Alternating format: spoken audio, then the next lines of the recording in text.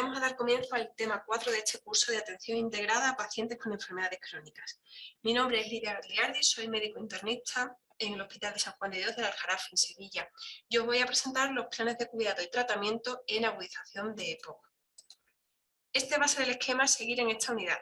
Basándonos en las últimas guías de GESEPOC y de la GOL, estableceremos qué 4 puntos debemos seguir en toda agudización de EPOC para, en función de ello, determinar el tratamiento a aplicar a nuestro paciente y el ámbito idóneo para ello. Conocer esto veremos que nos será muy útil en nuestra práctica clínica, dado que la EPOC es una enfermedad muy prevalente, siendo una de las 3 principales causas de muerte en todo el mundo.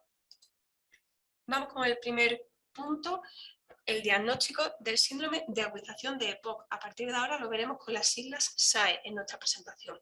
Esto se define como un empeoramiento agudo de los síntomas respiratorios, ya sea disnea, tos o aumento o cambio en las características del esputo, que lleva al empleo de un tratamiento adicional.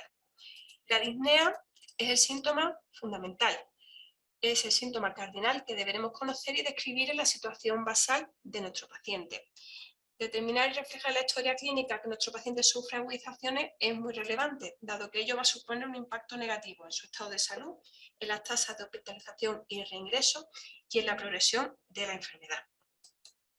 Pero definir si estamos ante un evento agudo, nuevo, o si estamos ante un evento previo que aún no ha terminado de resolverse, muchas veces puede sernos complicado de establecer. Para ello las guías nos estipulan 3 escenarios diferentes. El primero de ellos, el fracaso terapéutico, definido como un empeoramiento de los síntomas durante la propia agudización que requieren un tratamiento adicional.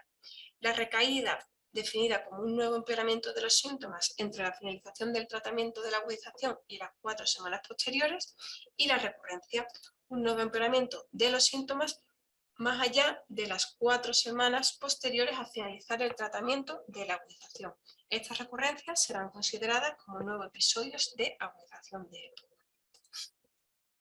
Desde el punto de vista fisiopatológico, el SAE es un evento complejo y heterogéneo que comprende un conjunto de alteraciones diversas que, bien de forma aislada o más frecuentemente combinadas entre sí, da un abanico muy amplio de sintomatología que nos obliga, en la mayoría de las ocasiones, a realizar un amplio diagnóstico diferencial. En cuanto a las entidades más frecuentemente que vemos implicadas, pues estas 6 que aparecen en esta tabla: la neumonía, neumotórax, derrame pleural, tromboembolismo pulmonar, el edema pulmonar debido a insuficiencia cardíaca o eventos arrítmicos. La principal entidad de todas ellas, desde luego, la neumonía, y es que existe una línea muy sutil entre la agudización de la EPOC y la neumonía. De hecho, para la GESEPOC, la neumonía es considerada como un tipo de agudización de EPOC en estos pacientes. Y es que la sintomatología pues, es prácticamente idéntica y los mecanismos subyacentes muy parecidos, por lo que desde un punto de vista sindrómico ambas situaciones se encuadran bajo el SAE, como digo, en la GESEPOC. Vamos con el paso número 2, determinar la gravedad de la agudización actual. Para ello debemos de conocer la situación basal de nuestro paciente y en base a estos 4 parámetros podemos discernir sobre todo aquellos pacientes con agudizaciones definidas como graves o muy graves. Para ello, con estas 4 características que dispondríamos en cualquier ámbito en el que desarrollemos nuestra práctica clínica, no serían suficientes. Es decir, una disnea con una puntuación mayor o igual a 3 en la escala de la MMRC, cualquier grado de alteración del nivel de conciencia, taquipnea mayor de 30 respiraciones por minuto o cualquier dato de insuficiencia respiratoria aguda, parcial o global, bien por saturación o bien en caso de disponerlo a nivel gasométrico, nos definiría como una agudización grave o muy grave. Esto veremos más adelante que será importante porque en base a esto definiremos el ámbito donde tratar a nuestro paciente. El índice de CAF es un índice predictor de mortalidad. De CAF viene de la sigla de estas 5 variables. Disnea con la escala de la Medical Research Council extendida, la presencia de eosinopenia, la presencia de una consolidación radiológica, acidemia o fibrilación auricular. En base a la puntuación podremos predecir mortalidad tanto al ingreso como a los 30 días de la agudización. A más puntuación, mayor mortalidad. Vamos con el paso número 3, identificar el factor precipitante. Esto veremos que es de gran importancia para un adecuado tratamiento, sin embargo, hasta en un tercio de los casos la etiología no se llega a conocer. Entre el 50 y el 70% de las ocasiones la causa de la exacerbación es infecciosa, sobre todo por virus, son los microorganismos más prevalentes, sobre todo rinovirus y parainfluenza, seguidos muy de cerca de las bacterias, fundamentalmente Haemophilus influenzae y Streptococcus pneumoniae. La presencia de coinfección por bacterias y virus se ha descrito hasta en un 25% de los pacientes hospitalizados, lo que sugiere una cierta susceptibilidad a la infección bacteriana tras el proceso viral. Cada vez más en las guías aparecen la determinación de la proteína C reactiva y la procalcitonina como biomarcadores analíticos para guiarnos en el tratamiento antibiótico, es decir, para ayudarnos a discernir entre si el episodio infeccioso actual es de origen bacteriano o vírico. Como decía, cada vez más las guías defienden su utilización porque se ha visto que asocian una menor prescripción de este tipo de fármacos sin que se aprecien diferencias en términos evolutivos.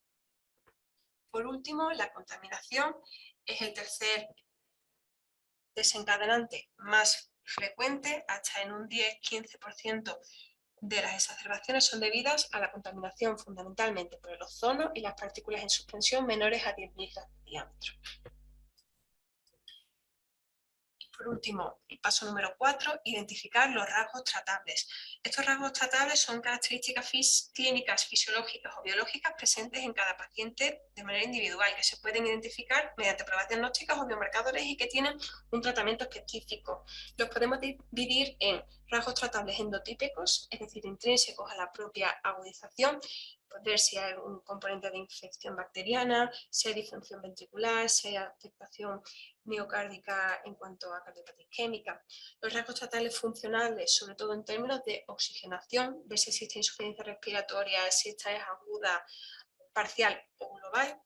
Rasgos tratables por imagen, de ver si existen datos de tromboembolismo pulmonar, de hipertensión pulmonar, bronquiectasia o bronquiolitis.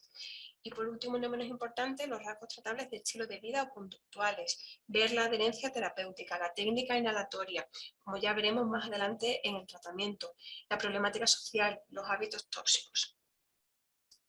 Con estos 4 pasos recorridos ya podremos establecer dónde vamos a tratar a nuestro paciente y con qué tratamiento.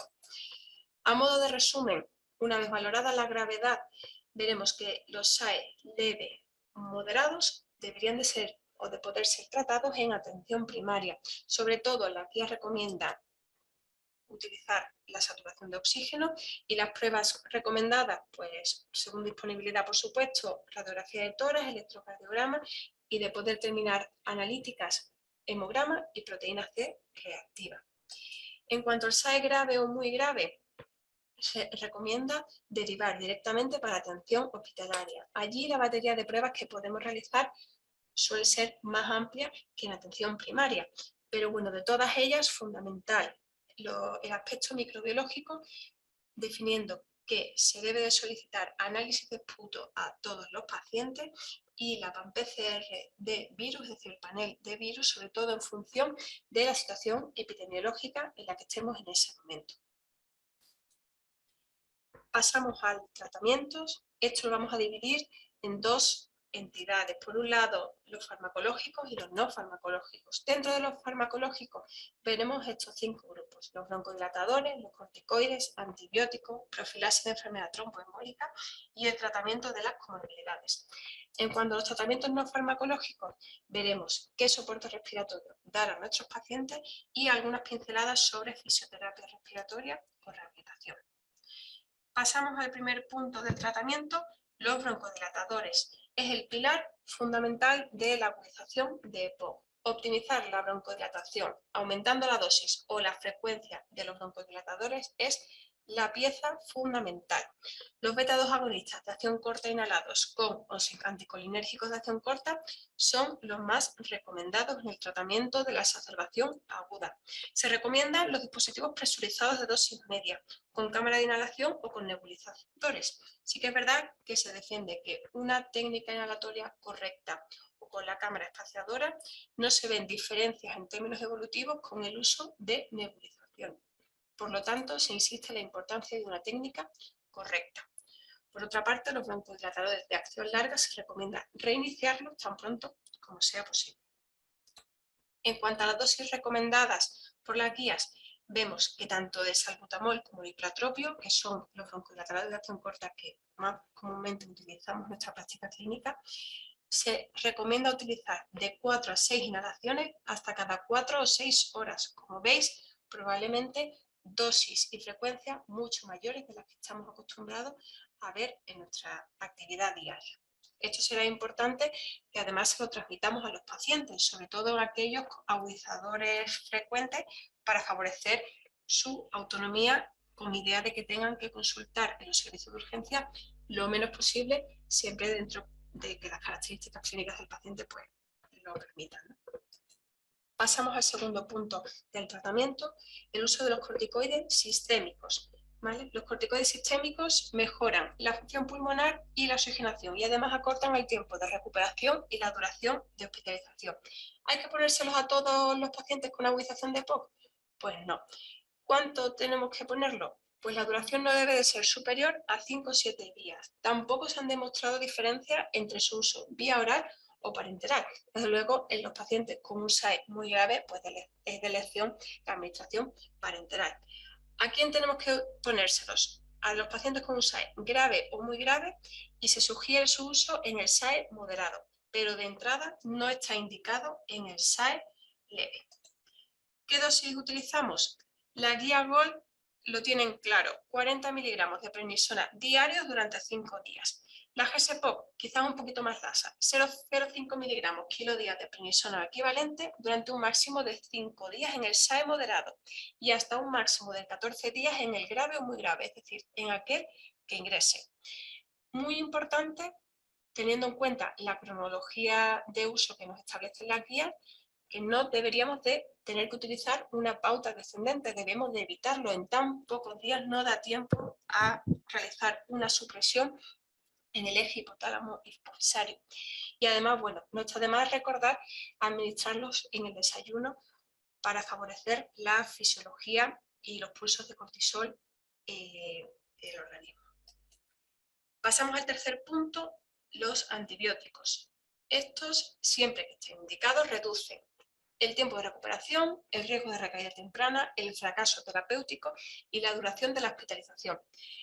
¿Cuánto tiempo debemos utilizarlos? Igual que los corticoides, básicamente entre 5 y 7 días, y debemos de adecuar su uso en función de las resistencias locales, la gravedad del episodio actual, los antecedentes microbiológicos del paciente, es decir, en base a los últimos disputos previos, y el riesgo de infección por pseudomonas aeruginosa. A grandes rasgos, las guías establecen o defienden su uso en estas 4 situaciones. Cuando el paciente presenta una agudización con 3 síntomas cardinales, cuando tenga 2 síntomas cardinales, siendo uno de ellos el cambio en la coloración del esputo, cuando estemos ante un SAE grave o muy grave, o cuando veamos un infiltrado radiológico, es decir, cuando tengamos sospecha de una consolidación. En estas 4 situaciones está recomendado el uso de antibióticos. ¿Qué antibiótico utilizamos? Esto puede ser, digamos, lo más complicado a la hora de exponerlo en una presentación, porque, como decíamos anteriormente, depende mucho de la epidemiología local. Os dejo aquí las recomendaciones de la guía PRIOAM, la guía de prescripción de antibioterapia a nivel de Andalucía. La última actualización fue en 2017 y establece que pacientes sin criterios de gravedad, es decir, que no precisen ingreso hospitalario, el uso de betalactámicos como amoxicilina clavulánico durante 5 días o en caso de intolerancia a este, cefixima 200 cada 12 horas, durante 5 días puede ser suficiente. En caso de alergia a betalactámico, utilizar quinolonas o macrólidos. En pacientes con criterios de gravedad que precisen ingreso, el uso de cefepima 2 gramos intravenoso cada 8 horas para tener cobertura antiseudomónica, o en caso de alergia a betalactámicos, levofloxacino 500 miligramos intravenoso cada 12 horas. Por tanto, a modo de resumen, ¿qué tratamiento farmacológico tendremos en nuestra agudización de POC? En primer lugar, optimizar la broncodilatación, revisar la técnica, aumentar la dosis y la frecuencia de los broncodilatadores de acción corta. Después, en función de la gravedad. En el SAE leve, buscaremos esos rasgos tratables bacterianos. En el caso de neumonía, esputo oscuro o la presencia de 3 síntomas cardinales, sí que se recomendará el uso de antibioterapia. En el SAE moderado, buscaremos también esos rasgos tratables de perfil bacteriano, al igual que en el SAE leve.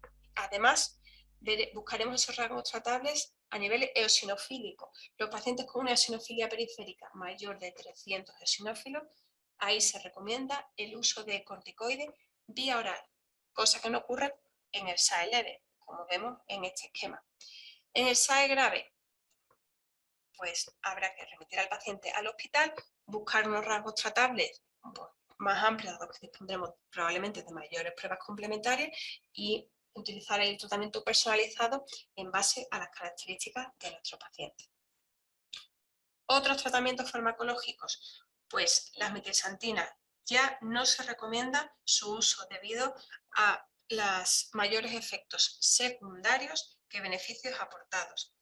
La profilaxis de la enfermedad tromboembólica venosa, pues hasta el 6% de las agudizaciones de EPOC acaban desarrollando un tromboembolismo pulmonar. Por lo tanto, el uso de heparinas de bajo peso molecular debemos de emplearlo en pacientes con SAE graves o muy graves, es decir, que al final acabarán requiriendo ingreso hospitalario, o en casos de SAE moderado, si el paciente permanece encamado o inactivo 3 o más días. Por último, y no menos importante, debemos optimizar el tratamiento de las comorbilidades. Estamos en un curso de pluripatología, no me voy a extender en cada una de las comorbilidades que puedan presentar nuestros pacientes con EPOC, pero sí que me voy a centrar en los pacientes con cardiopatías en dos conceptos que tradicionalmente presentan pues cierta desavenencia. Por un lado, el uso de los betagonistas y los anticolinérgicos de acción corta. Es verdad que se han asociado a un incremento de las arritmias, pero no por ello están contraindicados. Y como hemos dicho, son la piedra angular del tratamiento de la agudización, por lo que no debemos de suspenderlos de manera sistemática. Por otro lado, el uso de los betabloqueantes. Deberíamos de priorizar el uso de los cardioselectivos. Ahí os dejo detallado cuáles son, titulando las dosis con precaución, pero no suspenderlos de entrada. ¿Vale? Intentar, ya digo, priorizar los cardioselectivos. Pasamos a las terapias no farmacológicas, sobre todo oxigenación y ventilación. Comenzamos con el oxígeno convencional. Objetivo, saturación del 88 o el 92%. Esta administración debe realizarse de forma controlada. Recordemos que en algunos pacientes el principal estímulo del centro respiratorio depende del grado de hipoxemia más que del habitual estímulo hipercámnico. Y esa hiperoxigenación, esa administración de oxígeno de forma incontrolada puede producir una supresión del estímulo respiratorio e incluso una parada respiratoria. Por ello, debemos de establecernos como objetivo saturaciones en torno al 92%, a través de gafas nasales convencionales o bien mascarilla tipo Venturi. En caso de persistencia de insuficiencia respiratoria, podemos pasar a la oxigenoterapia de alto flujo. Esta terapia de alto flujo permite administrar gas a flujos altos con proporciones variables de aire y de oxígeno mediante una cánula nasal. Cada vez hay más evidencia que apoya su uso en caso de acidosis leves moderadas, dado que se toleran mucho mejor que la ventilación no invasiva y ha demostrado ser igual de eficaz. Pero se necesitan más evidencias para establecer recomendaciones específicas sobre su uso. Otro tipo de soporte ventilatorio, pasaríamos ya a la ventilación mecánica, en principio no invasiva. Esta sería de elección en todos los pacientes con agudización de EPOC que presenten insuficiencia respiratoria y no tengan ninguna contraindicación absoluta, ya que mejora el intercambio gaseoso, reduce el trabajo respiratorio y la necesidad de intubación, reduce además la duración de la hospitalización y mejora la supervivencia. Esto con un nivel de evidencia A, es decir, todo paciente con agudización de EPOC sin contraindicación absoluta para su uso y que se presente en un servicio de urgencia con acidosis respiratoria, disnea grave o una insuficiencia respiratoria franca, debería de ser subsidiario de la ventilación mecánica no invasiva. En caso de fracaso de la ventilación mecánica no invasiva, otras entidades, como puede ser una recuperación de una parada, inestabilidad hemodinámica, una sedación por una agitación refractaria, ya pasaríamos a la ventilación mecánica o invasiva, en la que no nos vamos a entrar, pues, tampoco es el objetivo de este curso. Ya casi estamos acabando, unas pinceladas de la fisioterapia respiratoria, muy importantes, sobre todo en aquellos pacientes con bronquiectasia, con sarcopenia o caquexia, para favorecer la mecánica bronquial y para favorecer el manejo de las secreciones. Aquí dejo unas recomendaciones de algunos ejercicios y recordar también, en caso de tenerlo disponible, el uso del incentivador respiratorio. Explicar eso sí al paciente cómo utilizarlo y en caso de disponerlo, pues ya digo que es una terapia fácil de utilizar y que beneficia a los pacientes para ese manejo de las secreciones. Por tanto, y para finalizar, a modo de resumen, vamos a ver esta diapositiva con unas recomendaciones de tratamiento al alta en toda agudización de EPOC. Por un lado, incentivar el abandono del hábito tabáquico, hacer unas recomendaciones generales de ejercicio regular, valorar la necesidad de fisioterapia pulmonar y evaluar y tratar esos diferentes rasgos tratables que ya vimos en las tablas anteriores. En cuanto a tratamiento en sí, debemos de mantener y ajustar los inhaladores según el fenotipo clínico de EPOC, tanto los inhaladores de mantenimiento como los inhaladores de rescate. Recordar esa posología de 4 o 6 inhalaciones hasta cada 4 o 6 horas. La oxigenoterapia, en caso de que sea necesaria, y reajustarse en función de la evolución del paciente. Los antibióticos, si se cumplen las indicaciones que hemos comentado. Recordemos los 4 escenarios. Los 3 síntomas cardinales, 2 síntomas cardinales siempre que uno sea el cambio de la colocación del esputo, episodios de SAI graves o muy graves o presencia de infiltrado radiológico. Los corticoides, preferentemente vía oral, 0,5 miligramos kilo día durante 5 o 14 días en función de la gravedad. Recordemos que de entrada en el SAE leve no estarían indicados. Y considerar siempre que sea posible la ventilación mecánica no invasiva y su continuación domiciliaria en función del tipo de paciente. Recomendaciones para el alta, pues se recomienda control clínico en las primeras 72 horas y revisión en las primeras 2-4 semanas tras el alta hospitalaria. Según el proyecto de seguimiento proactivo de personas con cronicidad compleja en atención primaria, se recomiendan que a los pacientes en riesgo de descompensación al alta o procedentes de atención urgente, se deriva iniciar un seguimiento proactivo en las primeras 24-48 horas tras el alta o resolución del episodio urgente. ¿Vale? Como vemos, pues más estrechos los pacientes pluripatológicos, que son el objetivo de este curso. Deberemos de asegurar una adhesión terapéutica correcta, revisando esa técnica inhalatoria fundamental, ver esa planificación de cuidados de enfermería que se siga cumpliendo y garantizar una buena coordinación asistencial. Con todo ello, llegamos al final de este tema. Espero que os haya sido de interés. Muchísimas gracias por vuestra atención.